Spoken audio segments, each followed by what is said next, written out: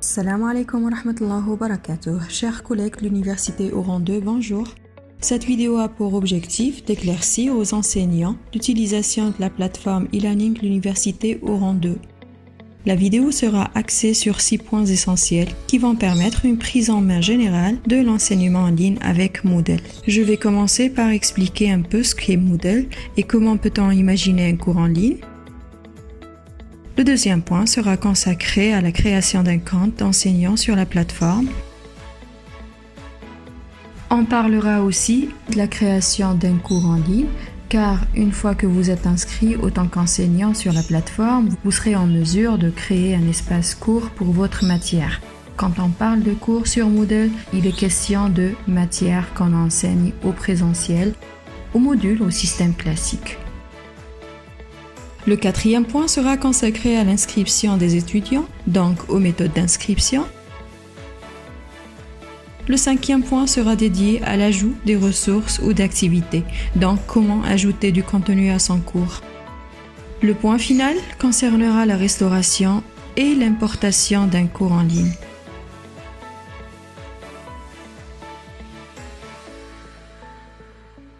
En ce qui concerne la plateforme Al-Menassa, qui est conçu avec le système d'apprentissage Moodle, qui compte une grande communauté internationale et qui permet de créer un environnement d'apprentissage selon des modalités d'enseignement en ligne ou hybride. La structure du cours en elle-même est une très bonne représentation, virtuelle certes, mais fidèle d'un cours au présentiel.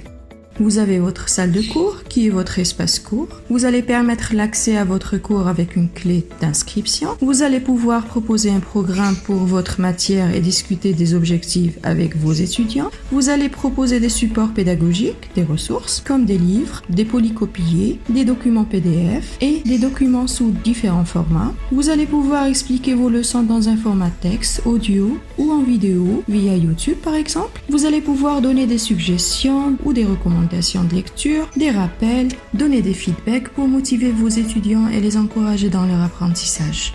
Vous allez pouvoir organiser des tests, des devoirs, des sondages et par la suite collecter et évaluer les travaux de vos étudiants. Sur Moodle, les activités peuvent être évaluées en général et les notes ainsi obtenues fédérées dans le carnet de notes. Vous allez aussi pouvoir organiser des sessions plénières, des débats, dans des forums ou des activités collaboratives.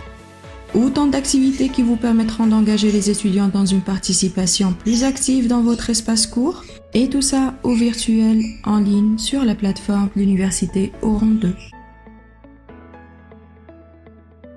Pour accéder au site e-learning de l'université, on va sur le site officiel de l'Université Oran 2, puis sur Services en ligne, puis Téléenseignement. Et on va s'inscrire si on n'a pas encore de compte sur la plateforme. Pour cela, il faudrait remplir un formulaire qu'on pourrait télécharger d'ici. Un formulaire très simple. Le nom d'utilisateur et le mot de passe vous seront communiqués lors de la confirmation de votre compte par email. Donc, pas besoin de les remplir. On enregistre le formulaire signé avec le nom. Et puis on l'envoie au responsable du téléenseignement de la plateforme de l'Université Oran 2, donc à l'adresse qui est inscrite en haut à gauche du site e-learning. Je joins mon formulaire du nom rempli et signé et aussi une copie de mon attestation de travail. Et j'attends de recevoir l'approbation pour mon accès. Si vous avez votre nom d'utilisateur et votre mot de passe, vous allez vous connecter. Et si vous avez déjà un compte sur la plateforme et que vous ayez oublié votre mot de passe, c'est pas grave. Vous allez cliquer là-dessus. Vous allez devoir indiquer votre adresse email pour la récupération de votre mot de passe. Après, vous allez recevoir un mail où on va vous demander est-ce que vous avez fait une demande de réinitialisation de mot de passe. Et si vous confirmez, vous allez avoir un nouveau mot de passe que vous allez devoir changer après la première connexion. Donc pour la création d'un cours, puisque je suis inscrite, je vais sur le site e-learning de l'université, après sur cours en ligne, puis l'espace réservé à la faculté où je suis affiliée. Je vais fermer ce bloc de navigation qui est à gauche, et puis je vais aller sur département d'allemand où j'enseigne. Vous allez aussi choisir votre filière s'il y en a plusieurs. Vous avez aussi ce séminaire Moodle Tuto qui a accompagné la formation présentielle des enseignants de la faculté des langues étrangères de l'université et auquel vous pouvez accéder avec la clé affichée et retrouver plein d'exemples sur la conception d'un cours en ligne.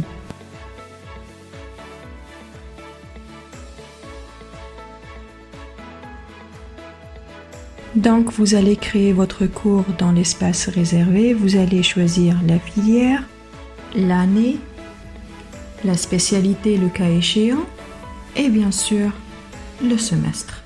On retrouve déjà sur la page d'accueil du e-learning l'université déjà plein de cours de diverses spécialités qui sont pas à leur emplacement. Donc, chers collègues, il est très important de choisir l'emplacement adéquat. Comme ça, les étudiants ne vont pas se perdre et vont retrouver leurs cours facilement. Une fois à l'emplacement adéquat, on va créer notre cours. La création d'un cours nécessite de renseigner quelques paramètres dans un formulaire. Le nom complet de la matière qu'on enseigne, le nom complet du cours. Le nom abrégé, c'est celui qui apparaît dans le fil d'Ariane. On pourrait paramétrer la date début du cours, par exemple le 15 décembre 2020 pour cette année universitaire 2020-2021. Il est recommandé d'ajouter une petite description du cours, un petit résumé qui apparaîtra devant l'intitulé de la matière. Il faudrait faire attention, il ne faudrait pas confondre entre la description du cours et le contenu du cours. Ceci n'est pas l'espace où on va mettre le contenu des leçons. On ajoute une petite description, puis le public cible, ce qui est recommandé. Par exemple, ce cours est destiné aux étudiants de la première année, ainsi de suite. On pourrait ajouter une petite image descriptive pour la matière, soit en ajoutant directement du PC, donc ajouter fichier, ou bien en glissant le fichier sur cet espace. Plusieurs types, ou plutôt formats, de cours sont disponibles, 2 essentiels, hebdomadaires et thématiques. Par défaut, on retrouve le format hebdomadaire qui est organisé par semaine. Le nombre des sections devient le nombre des semaines avec les dates comme en tête. Je vous conseille vivement de choisir le format thématique qui est organisé par section, 10 par défaut, avec une en-tête que vous pouvez paramétrer, renommer à votre aise. On pourrait imposer la langue du cours ou pas. Limiter la taille des fichiers, des devoirs par exemple, ou laisser comme ça. Si vous voulez effectuer une évaluation en ligne pour certaines activités de votre cours, test, devoir par exemple, vous allez devoir activer le suivi d'achèvement. Des petits carreaux alors apparaîtront devant les activités de votre cours, comme affiché, que les étudiants devront cocher ou qui vont être cochés automatiquement si l'activité est achevée correctement. Vous pouvez ajouter des tags pour la visibilité de votre cours. On enregistre et voilà notre cours créé. On peut vérifier l'emplacement du cours sur le fil d'Ariane comme vous voyez en haut. On clique sur le cours. Le cours sur Moodle, c'est l'équivalent de la matière qu'on enseigne. On ne va pas ajouter un cours sur la plateforme pour chaque leçon. Un cours sur Moodle, c'est l'espace pour toutes les leçons, pour toute la matière durant tout le semestre. On passe à la prochaine étape qui est l'inscription des étudiants. Et pour cela, on va réactiver le bloc de navigation et aller sur Participants. Par défaut, aucun utilisateur, ni enseignant ou étudiant n'est inscrit dans votre espace cours. Donc, il faudrait déjà commencer par s'inscrire soi-même en tant qu'enseignant dans son cours et puis inscrire les étudiants ou bien leur donner l'accès pour s'inscrire eux-mêmes. Il faudrait aussi vérifier le rôle attribué à la personne qu'on vient d'inscrire. Donc, si on inscrit un étudiant, il faudrait qu'il ait le rôle étudiant. Si on inscrit un collègue, on lui attribue le rôle d'enseignant ou bien enseignant non éditeur si on ne voudrait pas qu'il touche au contenu. Pour inscrire les étudiants à votre cours, donc soit vous le faites manuellement, un par un, s'il s'agit d'un petit groupe. Pour cette année, vous pouvez inscrire manuellement un groupe d'étudiants, ce qu'on appelle sur Moodle des cohortes. Des cohortes pour la première année sont créées, donc vous allez les trouver en allant sur Inscrire des utilisateurs. et en sélectionnant des cohortes. Par exemple, pour tous les étudiants L1 2020, pour toutes les facultés, voilà. Pour tous les étudiants de première année langue allemande, vous allez trouver le groupe FLE L1 langue allemande, et ainsi de suite. Si vous enseignez tous les groupes de la première année, c'est une méthode qui va être rapide et simple pour vous. Donc, on vient de voir la méthode manuelle, inscription manuelle. Mais pour inscrire ses étudiants dans son cours, il y a une autre méthode qui est très pratique, la méthode auto-inscription. Donc vous allez sur la petite molette en haut à droite de la fenêtre et vous allez cliquer sur méthode d'inscription. Comme vous voyez, il y a 3 méthodes à votre disposition. L'inscription manuelle qu'on a vu tout à l'heure. Accès anonyme, c'est pour permettre aux personnes qui ne sont pas inscrites sur la plateforme d'accéder à votre cours. Et la méthode auto-inscription qui est très pratique, qui va vous permettre de donner l'accès à votre cours via une clé d'inscription, un mot de passe pour votre espace cours. Pour paramétrer chaque méthode, il y a 3 icônes qui s'offrent à vous. Il y a la petite poubelle pour supprimer la méthode d'inscription carrément. Il y a aussi l'œil. Donc pour l'œil, il faudrait faire attention. Quand l'œil est couché, cela voudrait dire que la méthode est désactivée. Donc même si vous allez la paramétrer, elle ne va servir à rien. Et il y a la petite molette pour paramétrer. On va paramétrer la méthode auto-inscription. On va laisser le nom comme ça. Ce n'est pas un champ requis. On va donner une clé pour l'inscription ou pas, car si vous n'allez rien mettre comme clé d'inscription, votre cours sera accessible en cliquant dessus. Et si vous allez mettre une clé, un mot de passe, cela voudrait dire que l'utilisateur qui n'a pas ce mot de passe n'aura pas accès à votre cours. On vérifie le rôle attribué par défaut, le rôle d'étudiant bien sûr. Vous pouvez aussi paramétrer date début des inscriptions et date de fin. On va par exemple définir la date début, le 15 décembre, le début de l'année universitaire. Vous pouvez ajouter un petit mot de bienvenue pour l'utilisateur qui va s'inscrire dans votre cours. Donc voilà la méthode configurée. On va revenir sur l'espace cours et on va commencer à ajouter du contenu.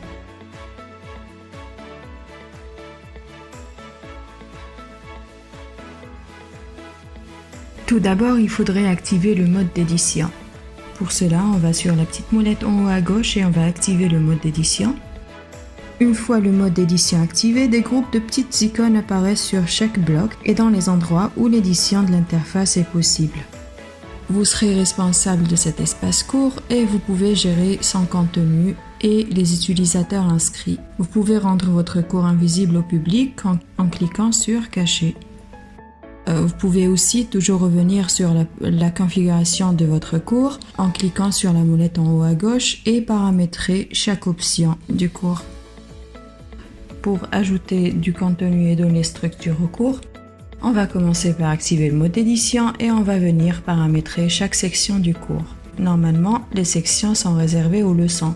Section 1 à la première leçon, section 2 à la deuxième, et ainsi de suite. La CRUO nous recommande, nous enseignants de l'université Oran 2, de suivre une charte pour les cours en ligne, comme affiché à l'écran. Donc au tout début, on va ajouter une petite page d'accueil, donc une brève description de la matière et aussi le public cible. Pour la première section, on va insérer sa fiche contact. La deuxième section sera réservée pour les objectifs généraux en termes de verbes d'action mesurables, voire taxonomie de Bloom ou autre. La section 3 pour les prérequis, la section 4 pour le plan de la matière et la section N qui veut dire la dernière section après toutes les leçons à la bibliographie. La section 0 où il y a un forum par défaut, donc chaque cours qu'on crée, il y a un forum par défaut pour partager des informations avec ses étudiants, donc un forum d'échange. Alors on pourrait la modifier en cliquant là-dessus. On pourrait laisser généralité ou personnaliser l'intitulé de la section.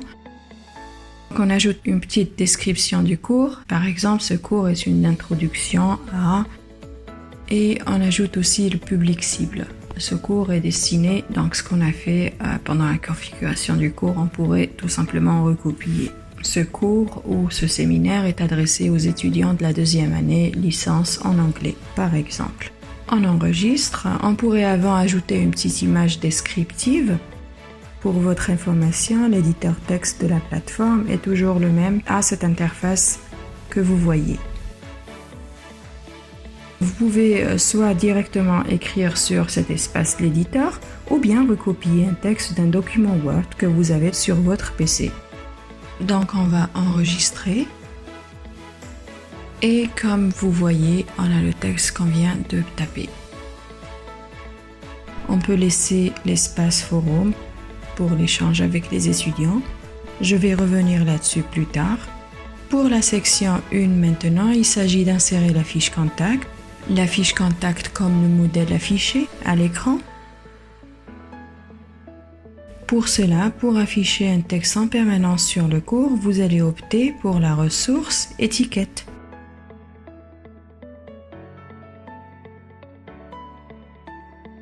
Cet outil a pour avantage d'afficher un texte en permanence sur votre espace cours.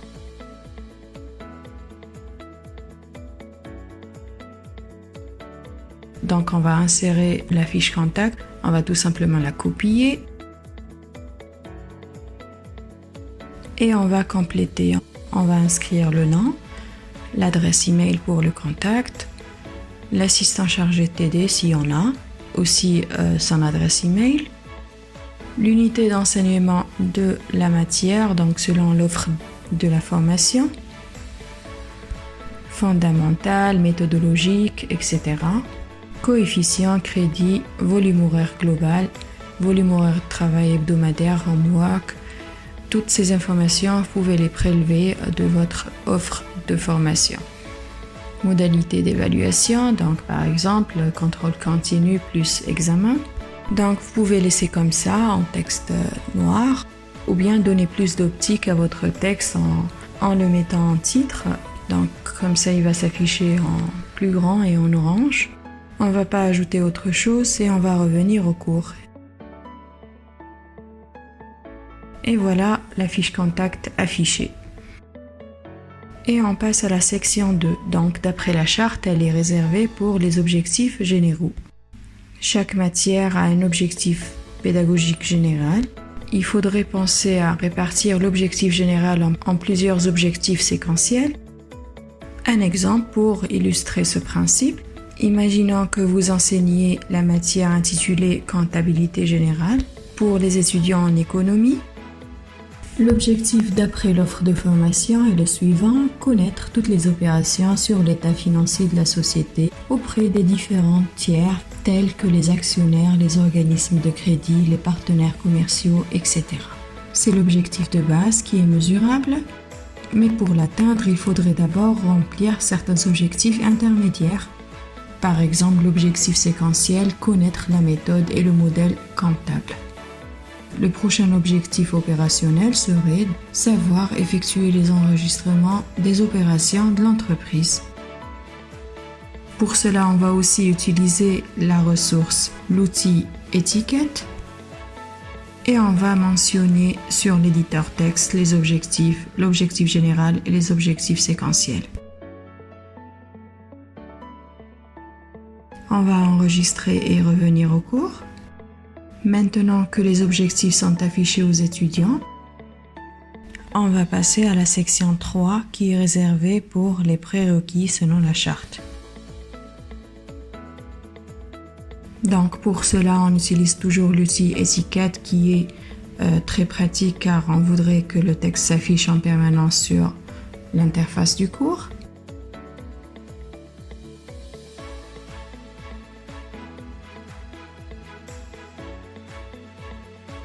On enregistre et on revient.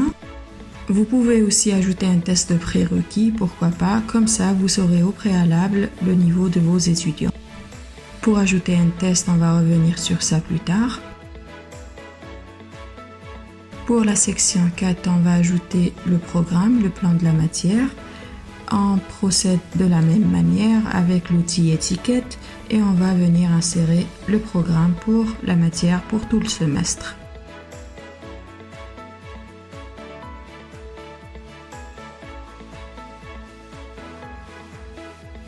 On n'oublie pas d'enregistrer. À partir de la section 5 commencent les leçons. La section N, donc la dernière section après toutes les leçons, même si elle est de 12, 13, 14, on pourrait toujours ajouter des sections ici. On la renomme et on va la consacrer à la bibliographie, donc les ressources que j'ai utilisées pour établir le programme de la matière. Donc là, on a structuré le cours d'après la charte recommandée par la CRUO et on va commencer à mettre du contenu pédagogique dans notre cours. Donc, par exemple, la 5e section, qui est la première leçon, sera réservée à une introduction générale. Pour cela, je vais ajouter une ressource ou une activité. Comme vous voyez, cette liste déroulante vous propose plusieurs ressources ou activités. Quelle est la différence entre ressources et activités ? Les ressources sont uniquement consultables. Par contre, les activités permettent aux étudiants d'interagir dans des activités que vous allez leur proposer. Donc voici quelques conseils pour votre cours en ligne, pour le rendre plus intéressant pour les étudiants. Pensez en premier temps à rationaliser votre contenu et pensez à reformuler les informations pour les rendre plus intéressantes et plus accessibles. Pensez aussi à découper le contenu. De nombreuses études montrent que le cerveau humain assimile mieux l'information lorsque celle-ci est fournie en portions de taille raisonnable. Organisez vos ressources en différents formats, donc déjà pour nous, ce sera une présentation PowerPoint pour chaque leçon, mais on pourrait aussi accompagner cette PowerPoint avec des images illustratives, une vidéo qu'on a trouvée sur YouTube pour renforcer la compréhension des étudiants, un lien d'une page web intéressante, un chapitre d'un livre en PDF pour une lecture plus approfondie pour les étudiants qui veulent aller encore plus loin dans leur apprentissage. Il faudrait aussi établir des priorités à l'intérieur de votre contenu. Si vos apprenants doivent passer un test de connaissances à la fin, assurez-vous que vous leur avez fourni toutes les informations dont ils ont besoin pour réussir. Concentrez-vous sur les objectifs pédagogiques et donnez plus d'exercices pour les objectifs opérationnels à but pratique. Il ne faut pas que votre cours ressemble à un bureau submergé de documents et de choses pour ne pas décourager les étudiants. Lorsqu'ils vont trouver une longue succession de diapos remplis de textes, d'images et de notions à retenir, ils vont forcément être découragés. La trop grande quantité de contenu les submerge et les empêche d'accéder aux informations essentielles. Pensez à vous poser toujours la question « Comment vont-ils bien pouvoir appliquer ce que vous essayez de leur apprendre ?» Essayez de vous adresser aux apprenants comme s'ils étaient en face de vous. Impliquez-les dans votre raisonnement. Au lieu de commencer paragraphe directement par une explication, vous pouvez débuter par quelque chose comme « Saviez-vous que regardons ensemble » ou bien « Pensez-vous que ?» Pensez à ça quand vous allez enregistrer vos présentations en vidéo. Il faudrait que votre cours représente un petit parcours pédagogique, donc qui a des scénarios d'apprentissage sous forme d'activités ou bien de supports pédagogiques à consulter. Pensez à orienter vos étudiants dans ce petit parcours avec un aide-mémoire. Vous pourrez leur donner cet aide-mémoire par exemple aux séances présentielles ou bien le mettre en évidence au début de votre espace cours. Vous voyez, comme ça, vous auriez servi les étudiants les moins et les plus studieux dans leur parcours pédagogique. Le mode édition étant activé, on voit les petits crayons, les petites croix. On va commencer par ajouter par exemple un fichier PowerPoint, donc disons la présentation de nos cours, la présentation recommandée pour chaque leçon. Pour cela, on va sur Ressources. Et là, on a soit fichier, soit dossier. Donc, si vous voulez ajouter un seul fichier, par exemple pour la PowerPoint, vous allez opter pour fichier. Si vous allez ajouter un ensemble de fichiers, vous allez opter pour dossier.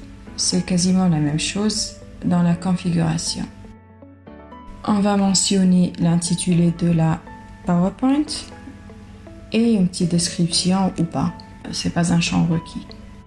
Si vous mettez une petite description et que vous souhaitiez afficher sur votre espace cours, vous allez cocher ici. Pour ajouter des fichiers, on va cliquer ici et on va choisir le fichier de notre PC. Donc voilà, je vais choisir une présentation et je vais la déposer.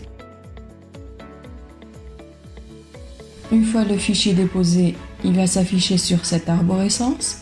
Donc on a dit que pour dossier c'est le même principe, sauf que vous pourriez ajouter plusieurs fichiers à la fois.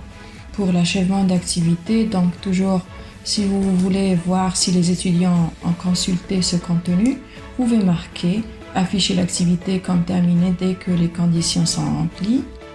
Et pour le fichier, pour une ressource, c'est toujours les étudiants doivent afficher cette activité pour la terminer.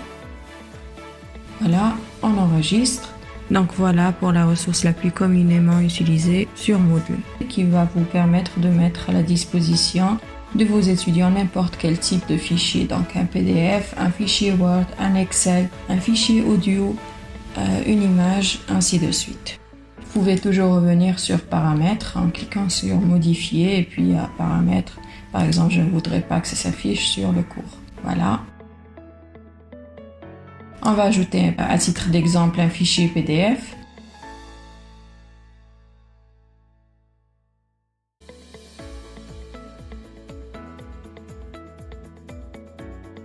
Et on va venir ajouter un fichier. Je ne vais pas cliquer et ajouter, je vais tout simplement glisser de mon espace PC.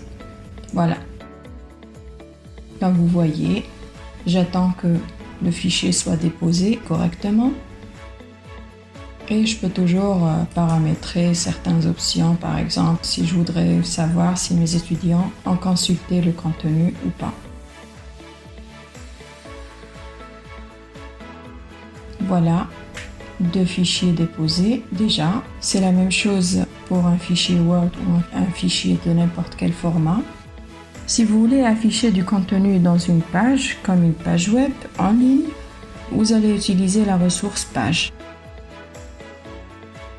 Et vous allez soit taper le contenu sur l'éditeur de texte en ligne, ou bien recopier d'un fichier que vous avez sur votre PC, ou d'une page web externe. N'oubliez pas de mentionner la source.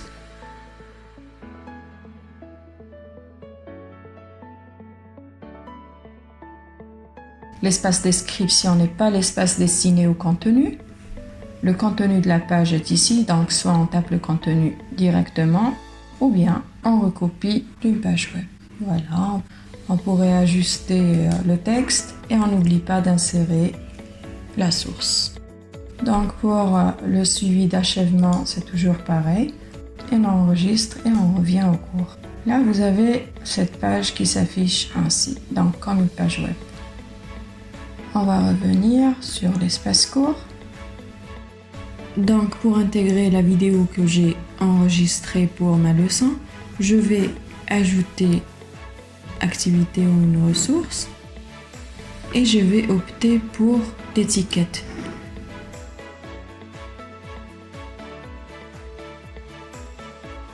Donc ici je saisis l'URL, donc j'apporte ma vidéo, par exemple voilà pour le lien.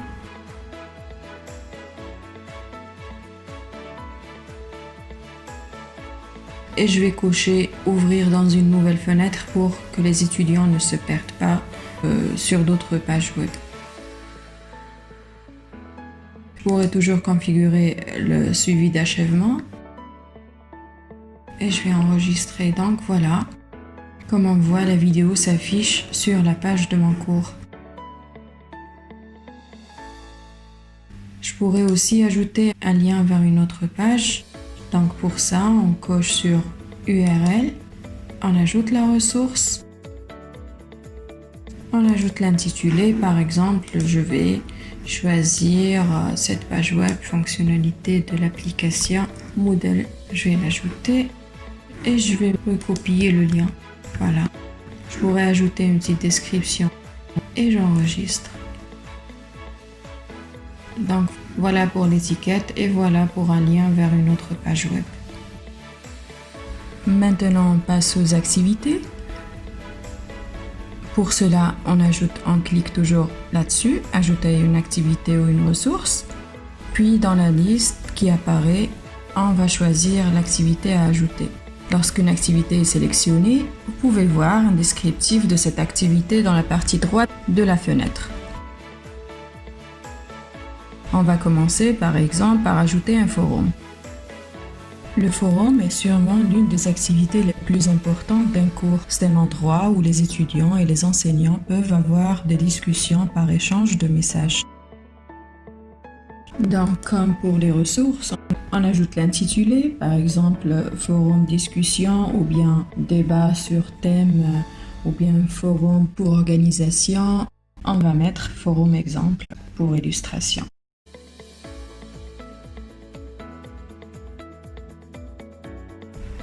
Donc, comme vous voyez, il existe plusieurs types de forums. Vous pouvez lire la description en cliquant sur le petit point d'interrogation. On va laisser forum standard. On peut configurer la disponibilité.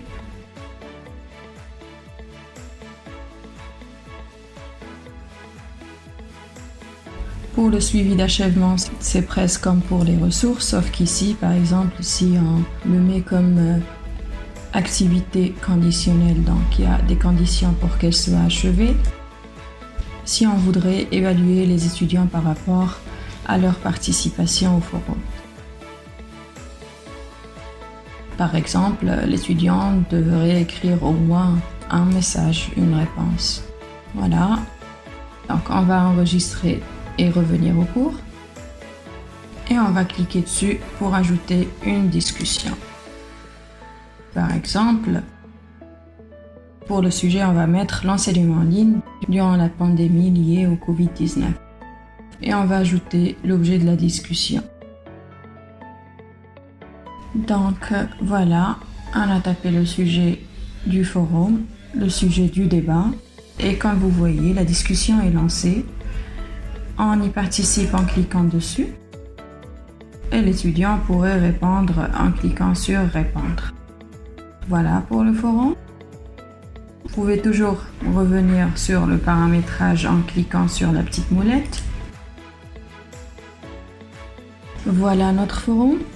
On va ajouter une autre activité qui est très essentielle, l'activité devoir, pour collecter les devoirs remis par les étudiants. Donc on va cliquer sur devoir, vous pouvez lire un petit peu la description. On ajoute.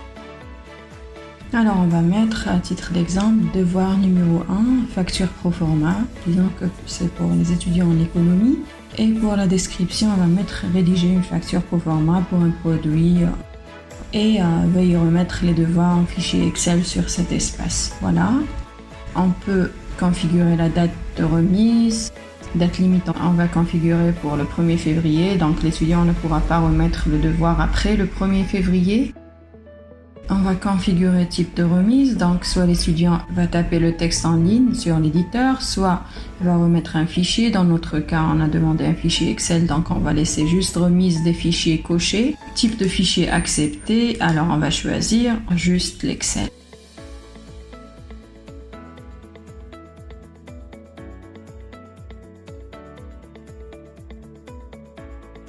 Type de feedback, vous pouvez tâtonner, configurer et paramétrer les options. Achèvement d'activité, par exemple, si les conditions sont remplies, donc ils doivent avoir remis quelque chose pour terminer l'activité et doivent recevoir une note de l'enseignant pour que l'activité soit cochée et soit marquée comme terminée. On va enregistrer et revenir. Donc, il nous indique qu'il y a une petite erreur. Ah, voilà, la date limite ne doit pas être antérieure à la date auprès de laquelle on mise les devoirs. Ah oui, février 2021. Voilà. Et on a notre devoir. Alors, juste une astuce pour voir l'interface du cours autant qu'étudiant, pour voir ce que les étudiants voient sur mon espace cours.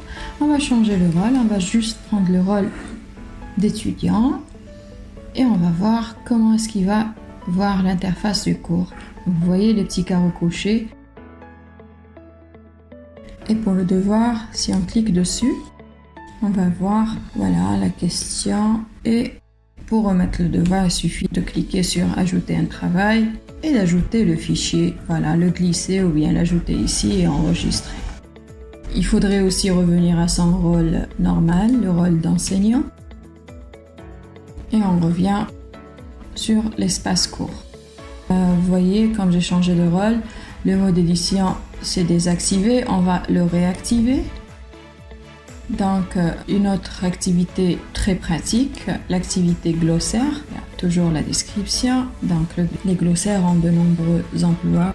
Par exemple, un glossaire de termes techniques, un annuaire dans lequel les participants ajoutent leur nom et se présentent, par exemple, pour les matières de langue, pourquoi pas. Donc, vous voyez, c'est des petits scénarios où on pourrait intégrer l'activité glossaire. On va ajouter, pour y voir plus clair, donc toujours on met l'intitulé, on va mettre glossaire exemple, une petite description. Vous pouvez par exemple ajouter un glossaire où vous allez ajouter les termes techniques, donc pour le mettre à disposition des étudiants pour qu'ils le consultent et révisent les termes techniques du cours, ou bien le mettre comme activité où les étudiants peuvent participer et peuvent contribuer en ajoutant des articles. On va voir ça. Voilà, juste à titre d'exemple. Vous pourrez afficher sa description sur la page de cours. On clique dessus. Donc pour les articles, approuver automatiquement si vous souhaitez approuver chaque article que l'étudiant aurait inséré. Je ne vais pas approuver automatiquement, je vais corriger autant qu'enseignant d'abord, ce que je recommande. On va autoriser les commentaires ou pas, activer les liens automatiques, voilà, en apparence simple, style dictionnaire, on va laisser comme ça. Pour l'achèvement d'activité, dès que les conditions sont remplies, donc doivent recevoir une note, doivent créer des articles, au moins, disons, chacun doit créer 2 articles. Et voilà, le glossaire sur l'espace court. Comme vous voyez, c'est une liste de termes, d'auteurs, d'astuces, comme vous voulez, qui est organisée par alphabet. Donc, on peut ajouter un nouvel article, par exemple, auteur 1, biographie. On va enregistrer. Et voilà, vous voyez, déjà le premier auteur. On pourrait ajouter comme ça le reste des auteurs. Les étudiants pourront ajouter comme ça le reste des auteurs. Donc voilà, pour les activités les plus essentielles, il y a encore l'activité test pour laquelle je vais réserver une vidéo parce que l'activité demande une configuration plus approfondie.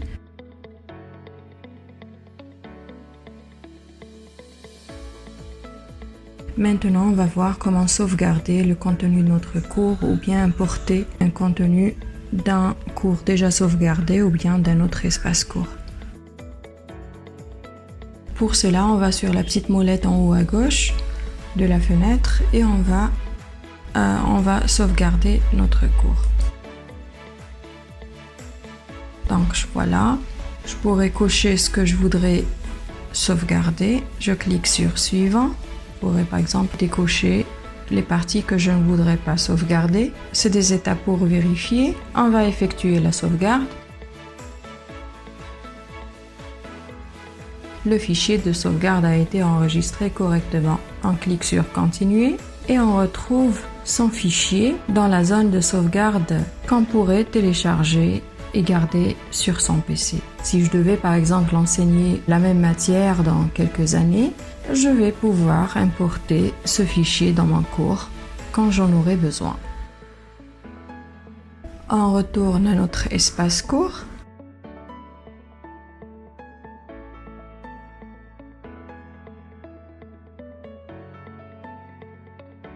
Vous pouvez ajouter des blocs qui vous faciliteront la navigation sur votre espace court. Par exemple, on pourrait ajouter un calendrier. Je vous recommande vivement d'ajouter le bloc administration.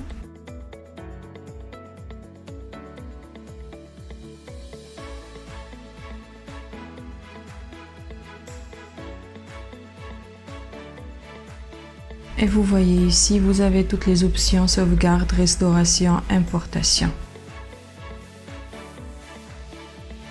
Je vais réinitialiser mon cours. Je vais réinitialiser mon cours et effacer les annotations, les commentaires, les données d'achèvement etc. Et je vais désinscrire tous les étudiants. Vous pouvez aussi effacer dans le carnet de notes et aussi des éléments sur cet espace. On clique sur réinitialiser et on continue.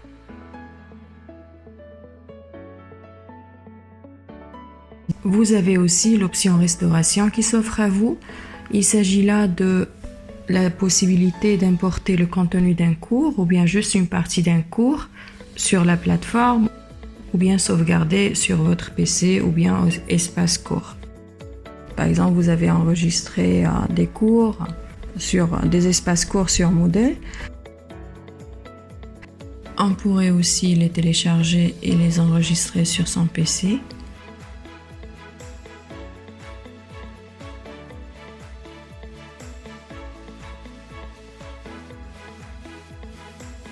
Vous avez plusieurs choix, restaurer comme nouveau cours, donc en créant carrément un nouveau cours. Vous pouvez le restaurer dans l'espace cours où vous êtes, en supprimant tout le contenu pour faire la restauration. Vous pouvez fusionner. Moi, je vous recommande toujours cette option. Supprimer le contenu du cours, puis restaurer, ou bien fusionner le cours sauvegardé. On va voir cela. Donc, il y a des options qui sont cochées, qu'on peut toujours décocher. Suivant.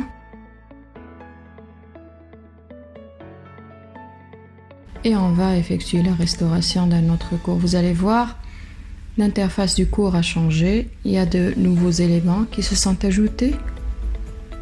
Par exemple, ceci, étiquette d'image, voilà, leçon, des forums que j'ai importés d'un autre cours. On vient de voir comment sauvegarder son cours dans un lieu sûr pour ne pas le perdre et pour réutiliser le contenu ultérieurement. On a vu comment réinitialiser son cours et désinscrire des utilisateurs pour y accueillir de nouveau. On a vu comment restaurer son cours et importer du contenu d'un autre cours.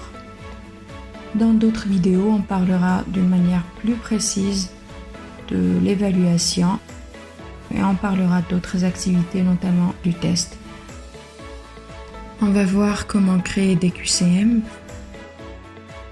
comment créer des exercices dont l'évaluation se fait automatiquement, chose qui facilitera la tâche durant l'opération d'évaluation.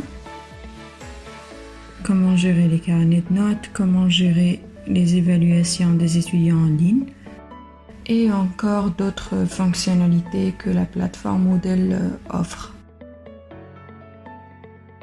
J'espère que cette vidéo qui avait pour objectif de vous initialiser aux essentiels de la conception d'un cours en ligne sur la plateforme de l'Université Oran 2 vous aidera à découvrir et échanger sur cet espace d'apprentissage, un espace d'apprentissage riche et incontournable de nos jours.